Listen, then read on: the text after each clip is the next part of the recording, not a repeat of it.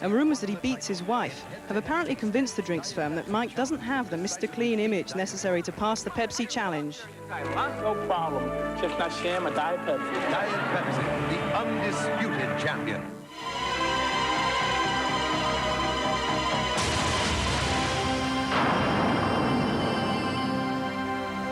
What sort of 12, 13, 14-year-old were you? I was real shy. That was a very important period for me. That was the period where I sort of discovered acting. And originally it was just a way of getting out socially.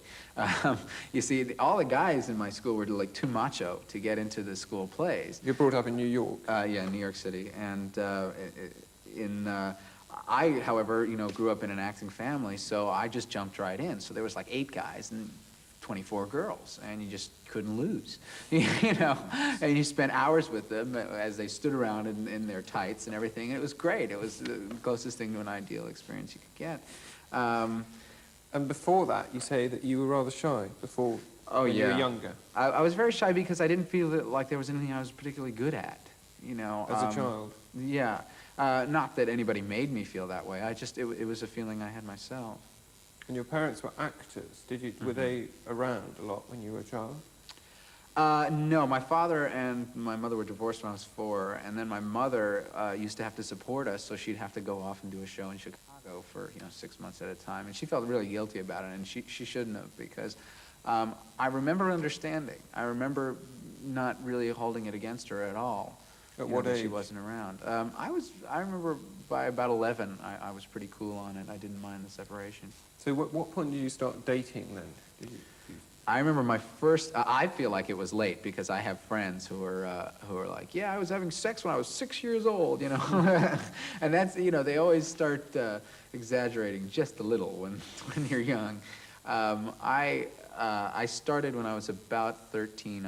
I dated a girl named Christine Morfogen.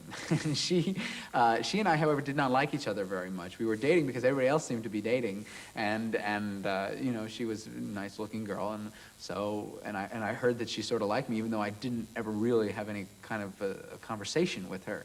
I mean, so I took her out to lunch a couple of days, and we talked, and I realized that I didn't really know her and didn't really like her all that much, and we kept going out for about a week, and then that was it. It wasn't bad or anything. She was a nice person, but there wasn't any mutual attraction. It was just sort of that experimental thing where you're just sort of like, I'll give it a shot if you will, And then after that, I sort of got better at it. By the time I was in high school, I'd had a few relationships that I really felt happy with, What point did you actually lose your virginity? What was that? Well, I also felt like I lost my virginity late, actually, because I was 17 at the time, and of course there was my friends who still were, I lost it when I was 6, so I was like, wow, 11 years, I felt like I was late, but I wasn't really ready before that, and I'm glad it happened the way it did, and I'm not going to tell you how it did. But why not? Why not? Why not? Just because it's one of those stories that you treasure for yourself. So it went pretty well anyway. It was about as iffy as most people's first times. There's very few people go to their first time and are like, yeah, that was great, boy, that was a lot of fun for everybody, It was, kind of dodgy, and we it didn't go quite as well as we both had planned, but it's one of those, nobody's first time was their best.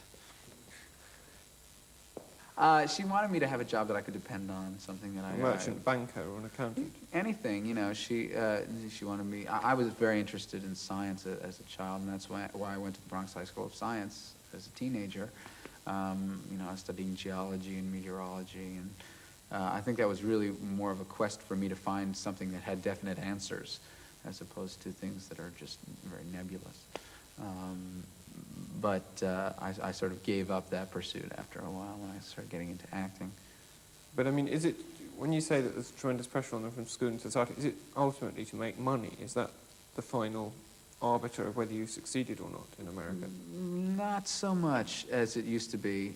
Well, there was a while, you know, there were the 60s and the 70s where you know, making money wasn't very cool at all. And then, you know, we hit into the 80s with the yuppies and everything, and everybody became very material-oriented again. And, you know, it's easy to make blanket judgments about people, and I don't find any of them all that truthful, really. But America, you do feel in America that there is a materialism that we haven't quite got to yet, where, you know, people will ask you how much you earn within 10 minutes of meeting you, which over here would be seen as very offensive and things like that. No, it's still very much a taboo in conversation to say, excuse me, how much do you make? You know, yeah, nobody asks me how much I make, and I don't ask other people how much they make. That's, you know, I don't think too much. I certainly had that experience in America. Oh, you have? Saying, yes. Ooh, I'm sorry. Well, you know, I don't, you know. And I mean, but then again, in America, they don't ask me when I lost my virginity, so I guess we're even.